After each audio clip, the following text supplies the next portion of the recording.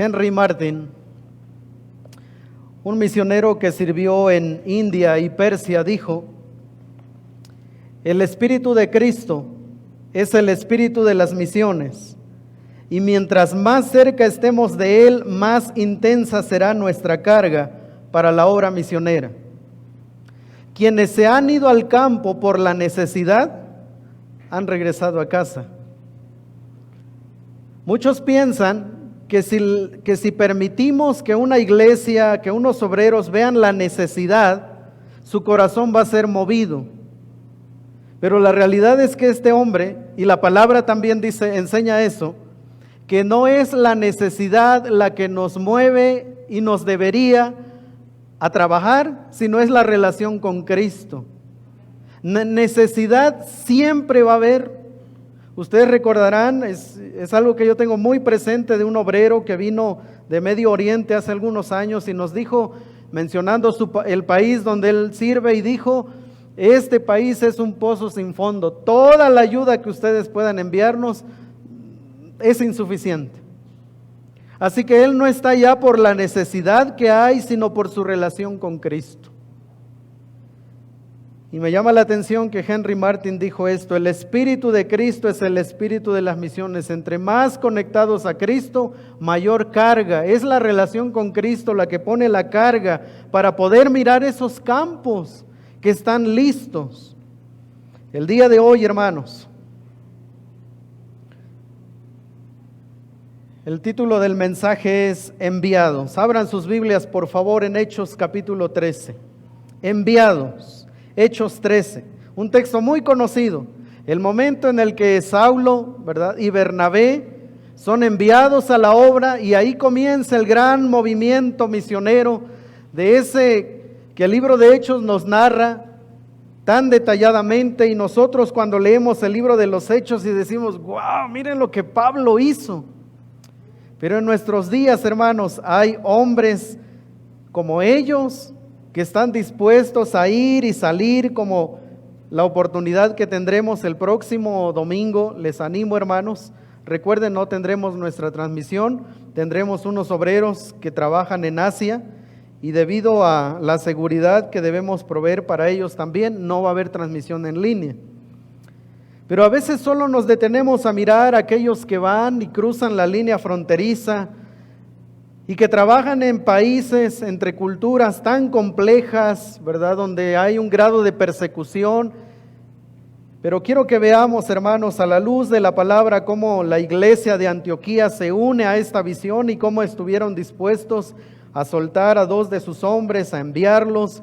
Pero hay algunos elementos tan necesarios en la palabra para este momento que está viviendo nuestra iglesia. Al estar platicando, hermanos, los pastores, ¿verdad?, al estar pensando en esto, y Toño lo dijo, es necesaria una etapa ya, ¿verdad?, diferente, donde la iglesia se va a involucrar. A lo largo de las siguientes semanas estaremos también compartiendo con ustedes lo que implica para la iglesia, ¿verdad?, esta etapa. Gracias al Señor ha habido un equipo fiel, como ya lo mencionó Toño. Ya ustedes pudieron ver a nuestros hermanos, a nuestras hermanas, que han sido fieles a lo largo de estos años. Pero ahora, hermanos, ¿verdad?, necesitamos encaminar toda esta labor y soñar y perfilar y planear para que este fruto que empieza a verse en algún momento se perfile como una iglesia. Y para eso, hermanos, hay algunas cosas tan importantes en la palabra. En primer lugar, en el libro de Hechos, capítulo 13. Había entonces en la iglesia que estaba en Antioquía profetas y maestros: Bernabé, Simón, el que se llamaba Níger, Lucio de Cirene, Manaén, el que se había criado junto con Herodes el tetrarca, y Saulo. Había entonces en la iglesia que estaba en Antioquía profetas y maestros. Muchos de nuestros hermanos, creo que si no es la mayoría, pero algunas de nuestras hermanas que están sirviendo en Tecuanipan, ¿verdad?, también sirven en la iglesia, ¿verdad? No son hermanas que pues, ¿verdad?, no encontraron un espacio aquí y se movieron hacia allá. Son hermanas que dan clase aquí, ¿verdad?, que instruyen también a nuestros niños. Son hermanas que han estado sirviendo. pero el crecimiento espiritual como la base del ministerio. El ministerio, hermanos, es un semillero en potencia para el decrecimiento, el rompimiento de las relaciones y el aislamiento de los obreros. Lo voy a volver a leer. El ministerio es un semillero en potencia para el decrecimiento, el rompimiento de las relaciones y el aislamiento de los obreros. Esto no es algo que se me ocurrió esta semana mientras preparaba el mensaje. Esto es algo que ha sido estudiado a lo largo de muchos años. Hay entidades misioneras que se dedican a estudiar el fenómeno de la obra misionera, cómo afecta que una familia se traslade a otro país, cómo le impacta, afecta su relación matrimonial, su relación familiar, los desconecta de su iglesia. Por eso es que los misioneros, estando allá, de repente se enteran que en su iglesia ha habido cambios, que la iglesia está creciendo, que su iglesia, no sé, están pasando cosas, y de repente ellos allá en el campo miran a su iglesia desde ese país donde están y se sienten aislados. Ya no tienen una familia espiritual que les cobije, que esté ahí con ellos, y empieza el decrecimiento. Se rompen relaciones, no solo relaciones, ¿verdad? Se dejan amigos en la iglesia y ellos se mueven y se pierden amigos, así es. Claro, allá se van formando otras relaciones, pero estas relaciones que han sido tremendas a lo largo de los años se pierden. Pero también, hermanos, se pierden relaciones estando en el campo. El servicio, como lo vamos a ver hoy, requiere de crecimiento espiritual. Nuestros hermanos que han estado sirviendo en Tecuanipan, no significa que ya llegaron a un grado de crecimiento y que por eso están allá. El crecimiento espiritual continúa en el campo, no inicia estando en él. Voy a ir a Tecuanipan a ver si ya dejo estos hábitos que tengo, a ver si ya me voy a comprometer. No va a pasar eso. ¿Sabe qué va a pasar? Se va a llevar sus hábitos, se va a llevar sus luchas, sus temores, y va a ir a afectar la obra. Eso es lo que va a pasar. Así que el crecimiento espiritual continúa en el campo, no inicia estando en él.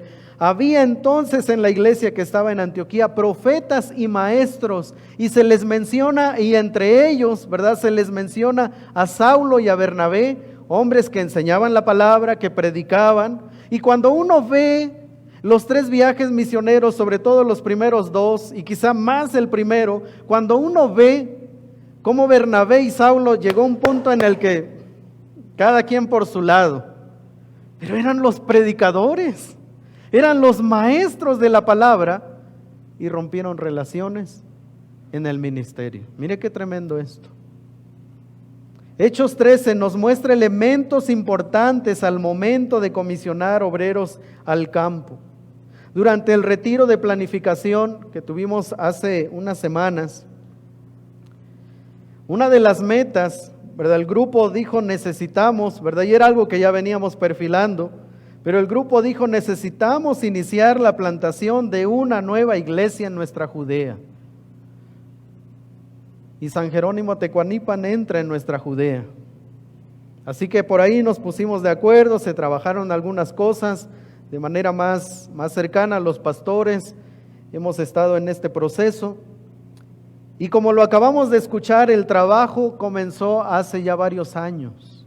Esto no está comenzando hoy, ¿verdad? Hoy solo vamos a dar el siguiente paso para darle continuidad. El trabajo ha comenzado hace muchos años, a través de muchos esfuerzos, a través de mucho dolor. Cuando yo escucho el nombre de doña Guille, ¿verdad? Mire, si usted no probó los tamales de comino, no, hombre, se perdió de una joya, ¿verdad? Doña Guille hacía unos tamales de comino bien buenos. Pero el trabajo no va a comenzar hoy, el trabajo continúa. Ha habido un esfuerzo de todo un equipo que ha mostrado un servicio fiel. Este día daremos el siguiente paso para que dentro de algunos años podamos ver una iglesia establecida en esa comunidad. Lo que se ha sembrado a lo largo de muchos años ha comenzado a dar fruto. Y ahora es necesario, ¿verdad?, recoger ese fruto, discipularlo, afirmarlos en la fe seguir adelante, hermanos. Para ello se requiere crecimiento y madurez.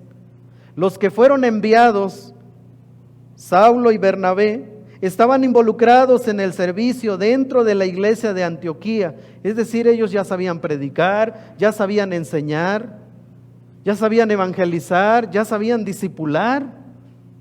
No se les envió para que aprendieran en el campo. Ese es el error de muchos que quieren ir al campo, pero no dan señales en su propia iglesia. El equipo que ha estado da clase a los niños, ha aconsejado mujeres en su momento. Eso es necesario, hermanos. Pero el equipo que ha venido sirviendo y que continuará haciéndolo en San Jerónimo Tecuanipan, probará su crecimiento y madurez, o de crecimiento o inmadurez. Durante los próximos meses serán probados. Serán probados. Y entonces ahí se verá. ¿Por qué es indispensable el crecimiento espiritual? Número 1, porque es una instrucción bíblica. Efesios 4, 1 al 3, por favor. Como en el servicio anterior, voy a poner todo en la pantalla para que los que toman nota lo hagan. No vamos a leer todas las porciones, vamos a tratar de ir avanzando. Pero dice así: yo pues preso en el Señor, os ruego que andéis como es digno de la vocación con que fuisteis llamados, con toda humildad y mansedumbre, soportándoos con paciencia los unos a los otros en amor, solícitos en guardar la unidad del Espíritu en el vínculo de la paz. ¿Por qué necesitamos crecer? Porque es una instrucción bíblica. Y mire cómo el apóstol Pablo lo dice: con toda humildad y mansedumbre, soportándoos con paciencia. Mire, cuando uno sirve hay que soportarse.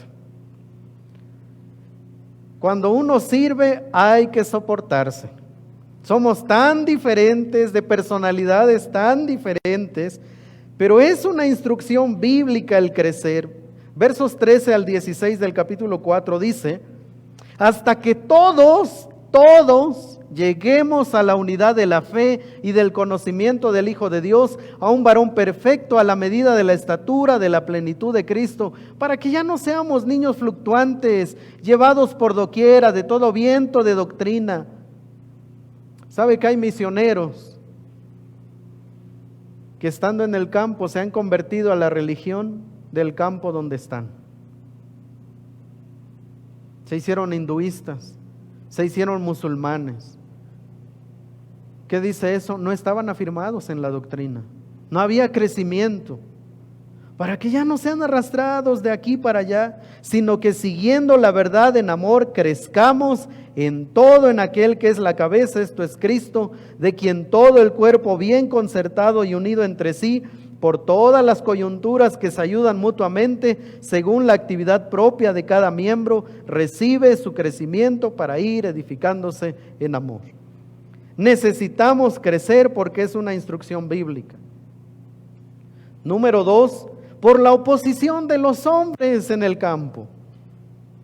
Ustedes lo acaban de escuchar, ha sido una comunidad sumamente golpeada, pero no porque ha sido golpeada ellos están a la espera de que llegue el evangelio. No, hermanos, habrá oposición, habrá hombres y mujeres que no querrán escuchar el evangelio. Eso es común, hermanos. En la lectura que hizo nuestro hermano David, ¿verdad? Nosotros leemos en el verso 8: pero les resistía Elimás el mago, pues así se traduce su nombre, procurando apartar de la fe al procónsul. Y más de alguna persona que llegue a la obra allá en Tecuanipan, le van a decir: ay, tú también eres hermanito, ¿ya vas con esos? Así va a pasar. Hay oposición. Y si la oposición es fuerte, ¿verdad? La oposición es fuerte. Por eso es entonces que se requiere crecimiento espiritual, porque el apóstol Pablo no salió corriendo a la primera oposición, continuaron, los apedrearon en ese primer viaje, pero ellos dijeron: aquí estamos, somos siervos del Señor, vamos. Va a haber oposición, hermanos. Cuando uno predica la palabra, no tiene a todas las personas así como: sí, yo creo en eso. No, porque es un atentado contra sus tradiciones. ¿Qué es lo que sigue a continuación? Por las costumbres y tradiciones propias de la cultura. Mire Hechos 14. Hechos 14. Y voy a leer la porción a partir del verso 8. Hechos 14, 8. Y cierto hombre de Listra estaba sentado, imposibilitado de los pies, cojo de nacimiento, que jamás había andado. Este oyó hablar a Pablo, el cual, fijando en él sus ojos y viendo que tenía fe para ser sanado, dijo a gran voz: levántate derecho sobre tus pies. Y él saltó y anduvo. ¿Sabe qué generó este hecho? Entonces la gente, visto lo que Pablo había hecho, alzó la voz diciendo en lengua licaónica: dioses bajo la semejanza de hombres han descendido a nosotros. Imagínense, él no tenía esa intención. Él, claro, en el poder del Espíritu Santo hizo esto, pero mire cómo lo recibió la cultura. ¡Ay, estos son dioses! Y sigue la lectura. Y a Bernabé llamaban Júpiter y a Pablo Mercurio, porque este era el que llevaba la palabra. Y el sacerdote de Júpiter, cuyo templo estaba frente a la ciudad, trajo toros y guirnaldas delante de las puertas, y juntamente con la muchedumbre quería ofrecer sacrificios. Cuando lo oyeron los apóstoles, Bernabé y Pablo rasgaron sus ropas y se lanzaron entre la multitud dando voces y diciendo: varones, ¿por qué hacéis esto? Nosotros también somos hombres semejantes a vosotros, que os anunciamos que de estas vanidades os convirtáis al Dios vivo, que hizo el cielo y la tierra y el mar y todo lo que en ellos hay. En las edades pasadas, Él ha dejado a todas las gentes andar en sus propios caminos, si bien no se dejó a sí mismo sin testimonio, haciendo bien, dándonos lluvia del cielo, tiempos fructíferos, llenando de sustento y de alegría nuestros corazones. Y diciendo estas cosas, difícilmente lograron impedir que la multitud les ofreciese sacrificio. ¿Por qué los obreros deben seguir creciendo espiritualmente? Por las costumbres y tradiciones propias de la cultura. Porque esto es dañino. Esto es dañino para la vida espiritual. Pero además, hermanos, ¿por qué es necesario el crecimiento? ¿Por qué es indispensable?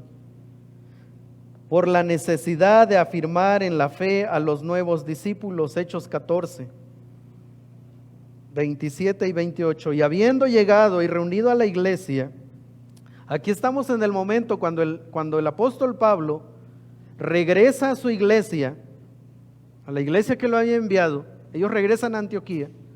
Este es su primer viaje.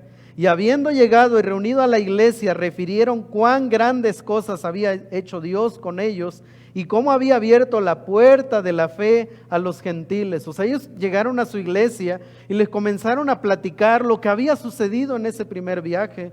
Y cómo era necesario no solo el evangelismo, sino el discipulado, afirmar a los nuevos creyentes y contarles aquellas cosas necesarias de la obra, indispensables. Esto es lo que ellos hicieron, regresaron a su iglesia y le dijeron: mire, discipulamos, evangelizamos. Yo no sé si en algún momento entraron entre risas y lágrimas, nos apedrearon, y este Bernabé, ¿verdad? No sé, algo habrá pasado en esa iglesia. Pero ellos regresaron contando lo que habían hecho. Es necesario afirmar en la fe a los nuevos discípulos. Las personas que por fe vendrán al conocimiento de Cristo en esta comunidad en San Jerónimo Tecuanipan no son hombres sin fe. Ellos tienen una fe. Ahora habrá que enseñarles cómo la fe en Cristo es tan diferente a esa fe que ellos tienen. La fe en Cristo para salvación. Pero además, por las discrepancias entre obreros. Mire, vamos a ir a Hechos 15, 36 al 40. Hechos 15, 36 al 40. Después de algunos días, recuerde, estaban en Antioquía, en su iglesia, pasaron ahí una temporada, fueron a Jerusalén, luego regresaron nuevamente a Antioquía.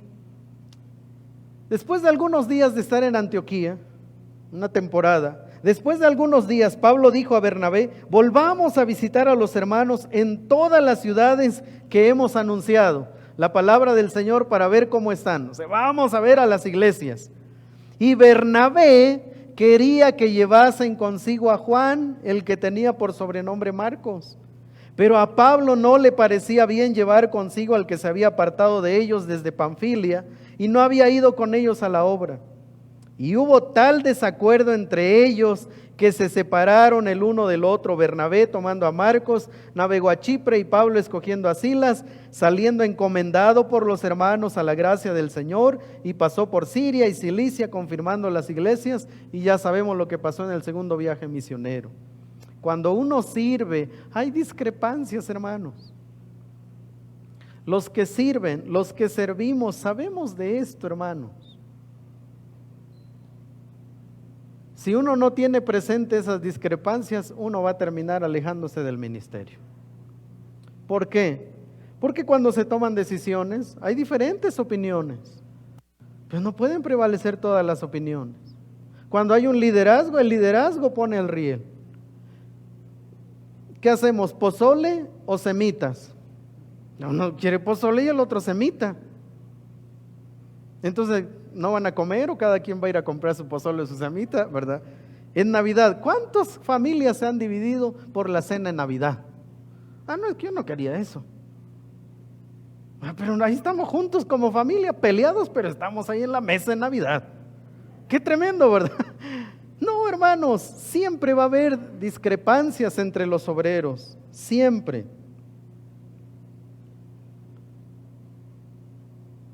Así que necesitamos entonces estos elementos. Las relaciones entre obreros son a menudo las más fuertes y duraderas. Eso también es cierto. Eso también es cierto. Los que sirven llegan a tener relaciones fuertes y duraderas. Los que se van al campo fuera de su país, el estrés llega a ser un común en su estilo de vida. Eso hace que se comprendan. Por eso, hermanos, es que en el campo no hay apellidos. Así dicen los misioneros. No hay bautistas, no hay pentecostales, no hay presbiterianos. En el campo misionero no hay apellidos, hay obreros. Obreros que se sientan y lloran. Obreros que se ofrecen ayuda, porque yo ya lo hice, ¿verdad? Yo ya sé. Llega un obrero a un país, no sabe ni dónde está la oficina de migración, los trámites, y entonces se acerca un hermano y le dice: no te preocupes, nosotros te guiamos, te apoyamos. Entre obreros se encuentra una apreciación mutua, difíciles de encontrar en otra parte. Sus corazones están ligados en oración y compañerismo en la medida que enfrentan el peligro, el dolor, la oposición y ven cómo el Señor se mueve en su apoyo. El grupo que ha estado sirviendo en Tecuanipan ha experimentado esto. Han tenido que orar por circunstancias complejas y difíciles, y en medio de eso también han visto la victoria del Señor. También comparten los aspectos positivos de la obra, tales como las conversiones y el crecimiento espiritual de los nuevos creyentes. Dios tiene prioridades en su obra, y una de ellas es que los obreros crezcan espiritualmente. Esa es una prioridad. A veces pensamos que la prioridad de Dios es que se conviertan 100 el mes que viene. No, esa no es la prioridad de Dios. La prioridad de Dios es que los que van y enseñan la palabra crezcan, tengan compañerismo. El Marcos 3, 13 al 15 dice: después subió al monte y llamó así a los que él quiso, y vinieron a él, y estableció a 12. Muchos piensan que para enviarlos a predicar. No, Marcos dice: estableció a 12 para que estuviesen con él y para enviarlos a predicar. ¿Y sabe cuántas veces salieron a predicar en esos 3 años? Por lo menos en los evangelios se registran 2, de 2 en 2, y un grupo de 70, no más. ¿Y en 3 años? ¿Solo 2 se registra? Sí. Porque la prioridad era hacerlos crecer, madurar. Sin esta condición, el servicio ministerial se ve severamente afectado. Si no hay crecimiento de los obreros, el servicio se va a ver afectado. Pero además, hermanos,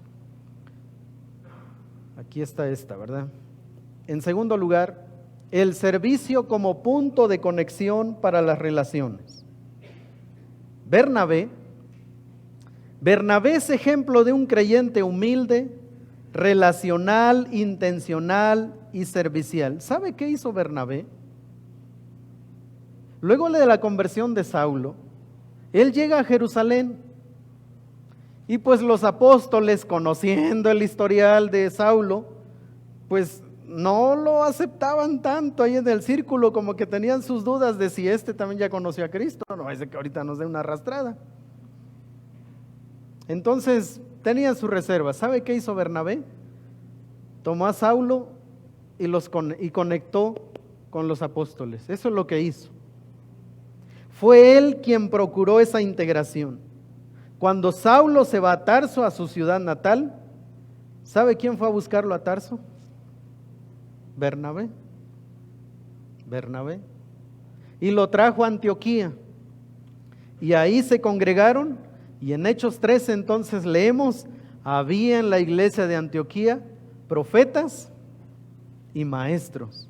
¿Sabe quiénes estaban ahí? Saulo y Bernabé. Jesús tomó a sus 12 apóstoles de diferentes contextos. Tenía un celote y a un publicano, opuestos, ideologías opuestas. Ya iba a decir, era como ver a uno de aquí y uno de aquí, pero mejor no. Son esas ideologías que nos dividen, sociales, políticas. Entre los 12 había un celote y un publicano, ideologías que no se podían ni ver, judíos que no se podían ni ver. Y 3 años después, en Mateo capítulo 28, recibieron la misma comisión, el celote y el publicano. Eso es el poder transformador del evangelio. Los que sirven en algún ministerio saben que el servicio une y fortalece también las relaciones. El apóstol Pablo menciona en sus cartas decenas de hombres y mujeres que sirvieron junto con él. Los creyentes que se mantienen ahí en la periferia, ¿verdad? No, ya ni me involucro, ya ves cómo son. No, yo nomás voy a los cultos y ahí estoy, ¿verdad? Pero eso de servir, no. Los creyentes que se mantienen en la periferia difícilmente experimentarán los beneficios del compañerismo cristiano, porque cuando vienen los embates de Satanás, están solos allá en la periferia. Pero cuando están dentro, ¿verdad?, sirviendo juntos, qué rico sabe, ¿verdad?, tener a un compañero y poderle decir, mira, ora por mí. Hay unas situaciones ahí en casa que están afectándonos. No, hombre, que esa confianza, se las voy a decir, hermanos, no se logra con todos. Difícilmente uno le va a pedir a un hermano, a un creyente que llega una vez al mes a que ore por uno. Difícilmente. Uno pide oración a sus colaboradores, a los que están ahí.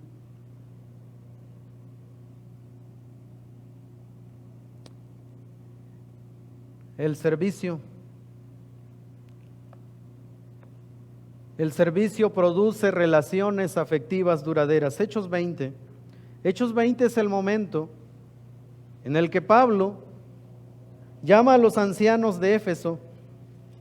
Y esto es lo que sucede, hermanos. Este es un momento que siempre que lo leo, ¿verdad?, es un momento muy emotivo, muy bonito, porque Pablo se está despidiendo de los obreros que él, imagínense, él formó, él invirtió su vida en ellos, los discipuló, los ganó para Cristo, los discipuló, los instruyó, y luego los reúne, hermanos, los reúne en Mileto. Dice así: enviando pues desde Mileto a Éfeso, hizo llamar a los ancianos de la iglesia. En el verso 36 dice: cuando hubo dicho estas cosas, se despidió de ellos. Cuando hubo dicho estas cosas, se puso de rodillas y oró con todos ellos. Entonces hubo gran llanto de todos, y echándose al cuello de Pablo le besaban. doliéndose en gran manera por la palabra que dijo, de que no verían más su rostro, y le acompañaron al barco. Imagínense este escenario, están en la playa, las olas, ¿verdad? Van y vienen. No era un hombre viejo, ¿verdad? Pablo no era un hombre anciano. Tenía sus buenos años, era un hombre todavía fuerte. Pero les dice, ya no nos vamos a ver.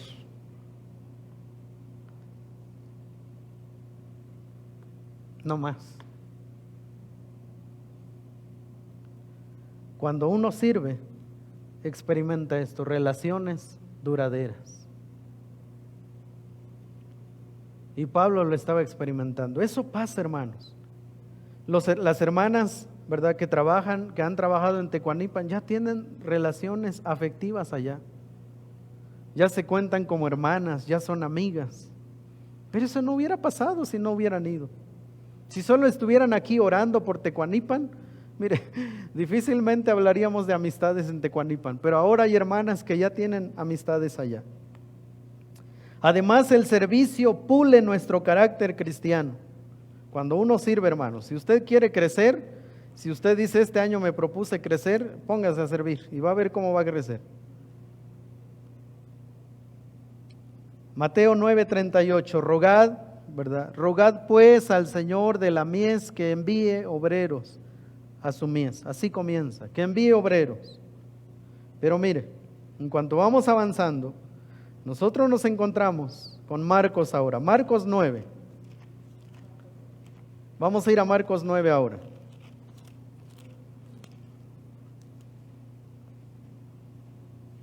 (33 al 35).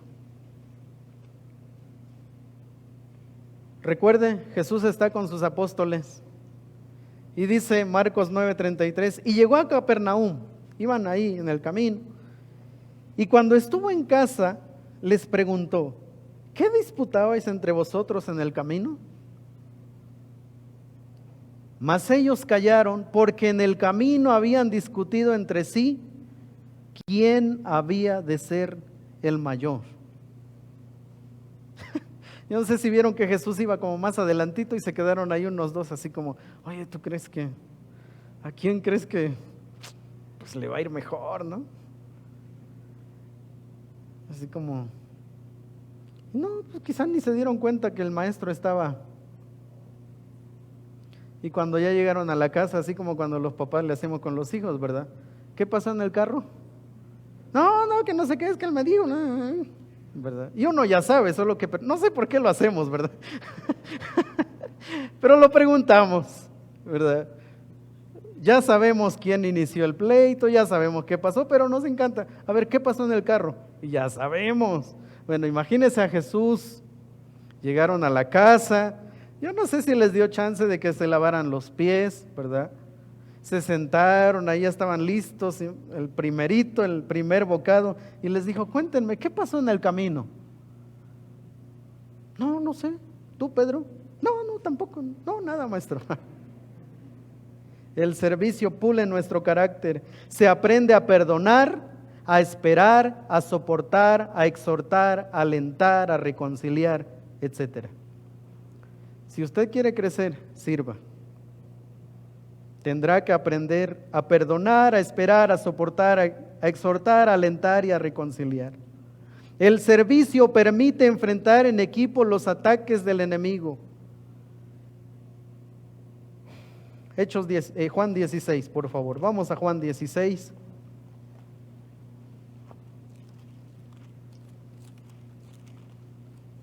Juan 16. Dice, estas cosas os he hablado, para que no tengáis tropiezo. Os expulsarán de las sinagogas, y aún viene la hora cuando cualquiera que os mate pensará que rinde servicio a Dios, y harán esto porque no conocen al Padre ni a mí. Mas os he dicho estas cosas para que cuando llegue la hora os acordéis de que ya os lo había dicho. Pero en grupo, hermanos, se enfrentan los ataques del enemigo. Por eso decía que en el campo misionero no hay apellidos. ¿Sabe por qué?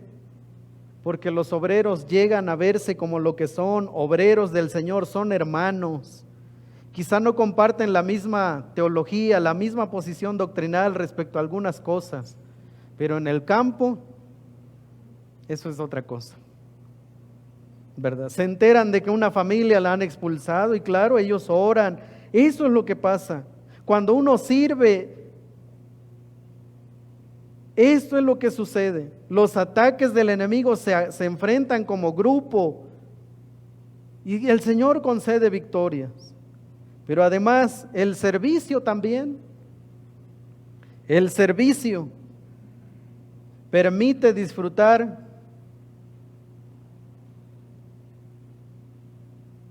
las victorias del ministerio. El servicio permite disfrutar las victorias del ministerio. Vamos a ir solamente a 1 Corintios 15:58.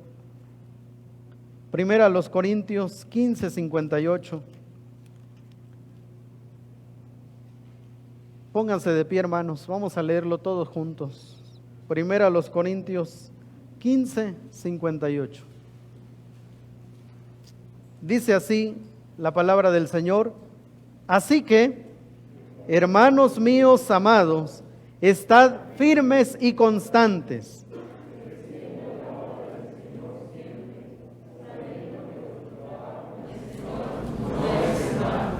Pueden tomar su lugar.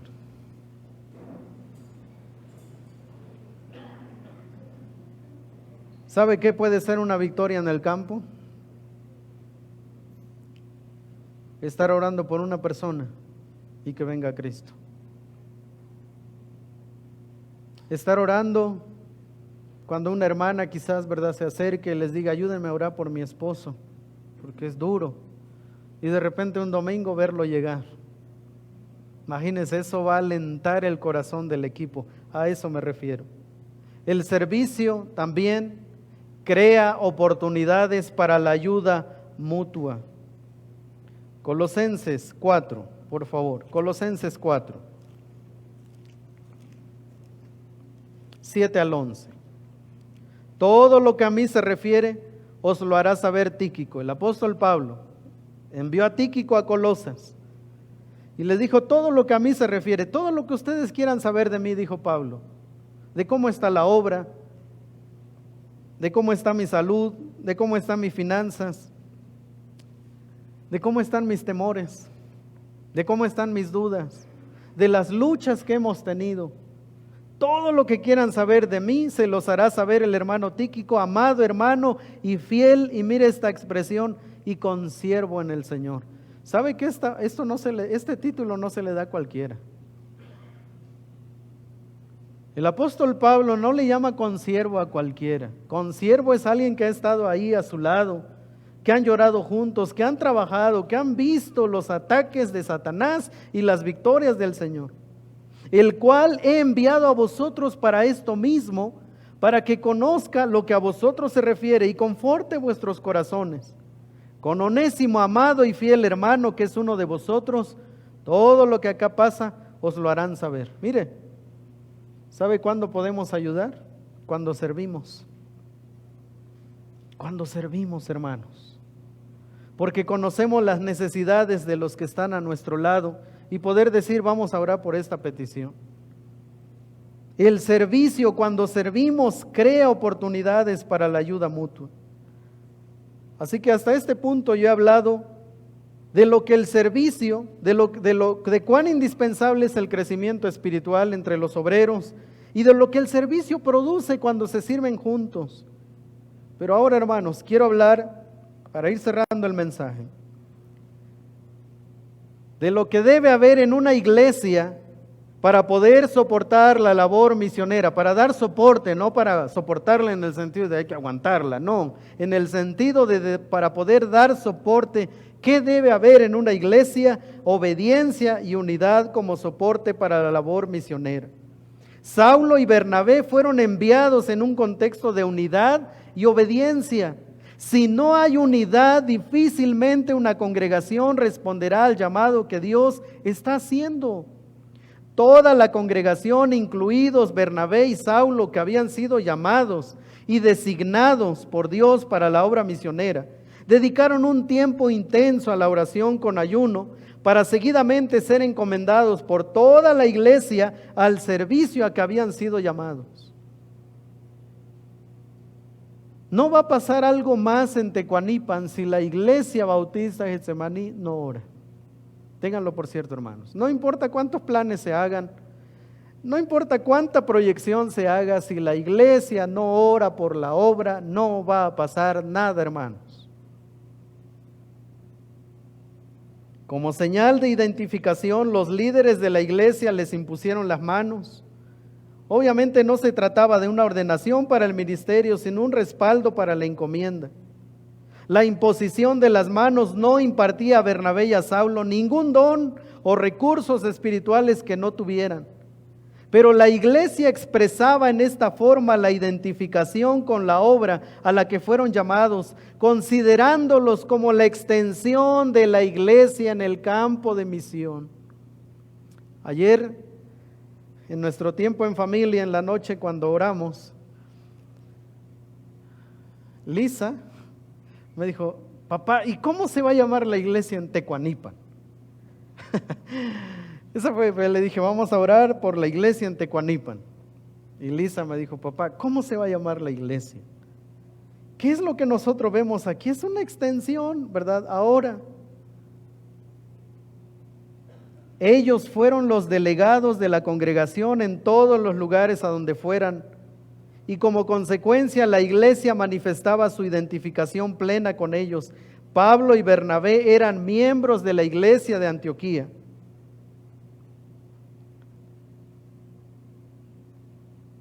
Y es la misma iglesia la que ha de estar dispuesta a desprenderse de ellos con la imposición de manos. La iglesia reconocía la soberanía del Espíritu y expresaba su identificación con quienes habían sido llamados a una misión concreta. Con esto voy a cerrar, hermanos. ¿Cuáles son los resultados de la unidad y la obediencia? Número 1, la unidad y la obediencia de la iglesia hace posible el trabajo en conjunto. Saulo y Bernabé no hubieran podido sin el respaldo de su iglesia. Y no estamos hablando aquí que Pablo no hubiera podido predicar bien sin su iglesia, eso no es el punto. Estamos hablando del cobijo que le daría su iglesia junto con Bernabé. Pero ambos, obreros e iglesia, trabajan en conjunto. Número 2, la unidad y la obediencia de la iglesia hace posible la rendición de cuentas. Más adelante nosotros les vamos a hacer una proyección, ¿verdad? Hablando económicamente de lo que va a representar para la iglesia el apoyo de esta nueva obra. En unos momentos vamos a presentarles a los obreros que van a tomar la dirección de esta obra, y eso también representa una ofrenda mensual para ellos. La renta del lugar, que ahora la iglesia la va a absorber, hemos firmado contrato por 1 año, y nuestro anhelo es, Dios mediante, el próximo año nos los puedan renovar. Si no, pues ahí viene, ¿verdad?, otro movimiento, y así que les pedimos que estén orando también por eso. Con los diáconos fuimos hace un par de semanas a ver el lugar, y claro, nosotros queríamos que se firmara por lo menos unos 5 años el contrato, pero no se dio, ¿verdad? Pero aseguramos 1 año, ahí está, y la iglesia va a absorber eso. Así que quiero decirle, hermano, cada vez que usted pase allá, ¿verdad?, donde como iglesia se depositan los diezmos y las ofrendas, parte de esos recursos ahora se van a estar canalizando para Tecuanipan. Hay que acondicionar el lugar, ¿verdad? Hay que hacer algunas mejoras al lugar, otras inversiones necesarias. La unidad y la obediencia de la iglesia hace posible la rendición de cuentas. La unidad, es decir, ahora como pastores, nosotros nos podremos sentar con los obreros y ver cómo va la obra, ¿verdad? Porque hay una inversión de la iglesia ahora, y ahora entonces nos podremos sentar con ellos y ver cómo va el proceso, ver qué se requiere para que ellos puedan hacer mejor su trabajo, ver qué más podemos hacer como iglesia a eso me refiero con la rendición de cuentas. Ver los avances, esto no se ha podido hacer, bueno, ver, ¿verdad?, por qué no se ha podido hacer, luchas espirituales, en el equipo hay roces, algo, ¿verdad? ¿Qué es lo que está pasando a eso? Y el apóstol Pablo, cuando él termina su primer viaje misionero, él regresa a su iglesia y él viene a informar lo que había pasado. Pero la unidad y la obediencia también hace posible la continuidad de la obra. Hechos 15:40 dice que cuando ellos terminaron su primer viaje y luego, después de estar un tiempo en Antioquía, dijeron, vámonos, ¿verdad?, otra vez a visitar a nuestros hermanos. La iglesia les apoyó nuevamente para que fueran. Cuando hay unidad en la iglesia y hay obediencia, se puede continuar la obra. Imagínense si estuviéramos divididos como iglesia. No podríamos pensar en esto, hermanos. Más bien nos estaríamos buscando problemas con este paso. Y el último punto es, la unidad y la obediencia dan testimonio del Evangelio. La unidad y la obediencia dan testimonio del Evangelio. Primera Tesalonicenses 1:1-10, habla de esto, de cómo la iglesia de Tesalónica vino a ser transformada por la predicación del Evangelio. Y ahora el apóstol Pablo alaba a la iglesia porque el Evangelio transformó a esta comunidad. Pero gracias a que tuvieron el respaldo de una iglesia como la de Antioquía, les enviaron. Y hermanos, siempre que hacemos pasos, tenemos que estar conscientes de que vamos en nombre del Evangelio, en nombre de Cristo. Nuestros hermanos no van, ¿verdad? El estandarte a levantar no es Iglesia Bautista Getsemaní, es el Evangelio, es la gloria de Cristo. Eso solo se hace posible si hay unidad y hay obediencia. El Evangelio va a ser exaltado. Y eso es importante, hermanos. Cuando les fue anunciada a la iglesia de Antioquía que Saulo y Bernabé ya no serían parte del cuerpo de liderazgo, yo pensaba, por alguna razón no está, pero yo pensaba, si más de alguno dijo, ya no va a estar Pablo, ya no voy a ir a esa iglesia. No, ya no va a estar Saulo, no hombre, con ese Bernabé uno es cuate, ya no voy a ir. Probablemente pasó, probablemente no. Pero siempre que servimos, somos puestos a prueba. Nuestra madurez o inmadurez se pone a prueba. Nuestra iglesia va a ser probada en este proceso. Aparentemente suena muy sencillo ir y comenzar hoy. Sí, ya, ellos ya saben qué hacer los sábados. No tenemos que ir a enseñarles, ellos saben qué hacer. Pero ¿sabe qué nos espera allá? Oposición, el enemigo. Por eso necesitamos orar.